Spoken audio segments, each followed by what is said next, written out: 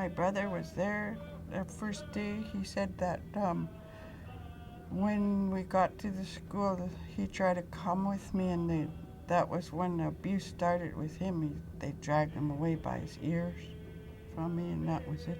I never saw him hardly again, except from afar. Like when we ate in the dining room, we could just look over and see him, and that was it.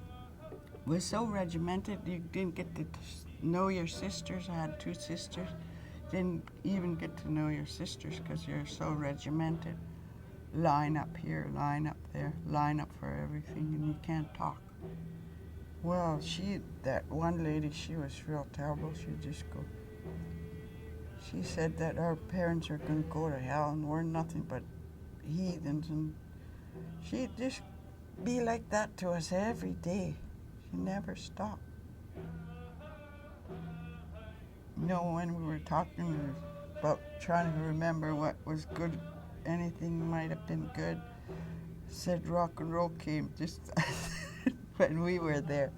And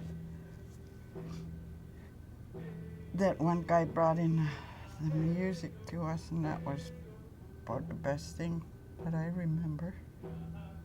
Just went crazy. I was in there for 8 years, and when I came out, it was just like I was crazy. Drank all the time.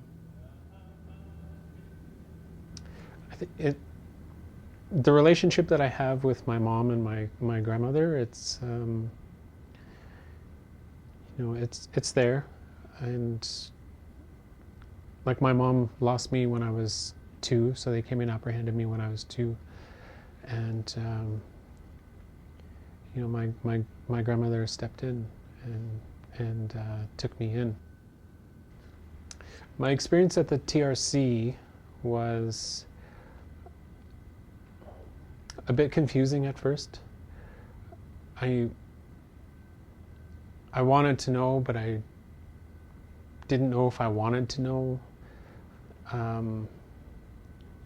The confusing part and the frustrating part was like the way that they had all the tables set up is like this corner of the room was the residential schools in this part of the country, and the tables in this side of the room were the residential schools in this part of the country, and kind of good luck on finding the story. If you find it, then it was just papers all over the place with everybody's testimony. So I had to flip through a lot of other people's stories to find my Nani's story, and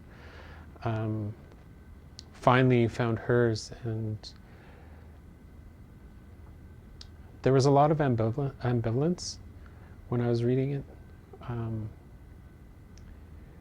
My brain couldn't put, like, this is my Nani and this is what she went through. I couldn't put them together.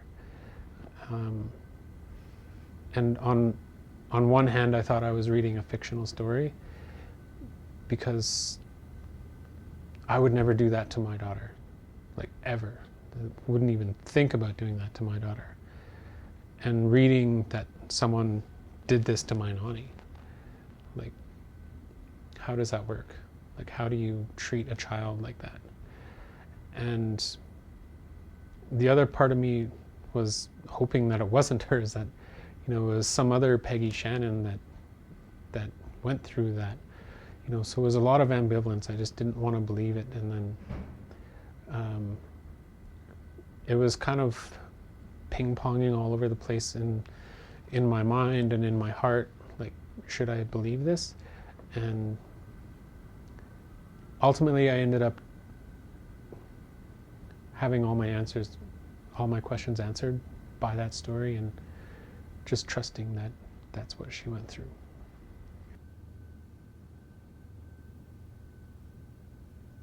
Just my aunties were all there too. My aunties are going into their 80s now, but they can't do anything like this. Stand in front of a TV or even talk on how you call it, audio. I haven't even talked about it. I doubt if they have. Yeah, because we never talk about it with each other. We were so far away from home, the Hydras didn't go home.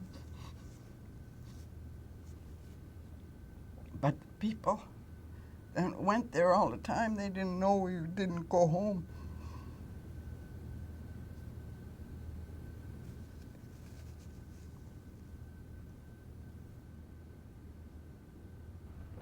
I was Damien, the drug addict, Damien, the homeless kid, Damien, the criminal, all of these things. And that was the cloud that was created in my mind. Like, that's who I am. And just taking that time to look at myself and to kind of like pull away all of those things, because who we are is there. It's always there. It never leaves, no matter what we do. It gets buried. And pulling all of that away and realizing that first and foremost, I'm a Haida. And, I'm a son, I'm a grandson, I'm a great-grandson. Adding on to that today, I'm a father, and it's just really finding out who you are, like truly who you are, without, society's views impact that. That my hope for Canadians in general is just empathy.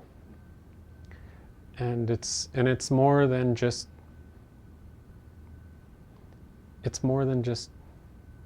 empathizing with someone that yeah, your great grandmother went to school and doesn't speak her language anymore, but it's like true empathy, true understanding. St. Michael's, I think 4 or 5 years ago, they demolished it. And my nanny was invited as a survivor to go witness the demolition, and at the very, very, very last second, she decided to go. She didn't want anything to do with that place at all. The fact that it's not there anymore I think it's a lot more impactful for her, for my nanny, especially that she went and witnessed that. I feel for her, seeing the residential school that she went to be demolished meant a lot to her than that apology. For me,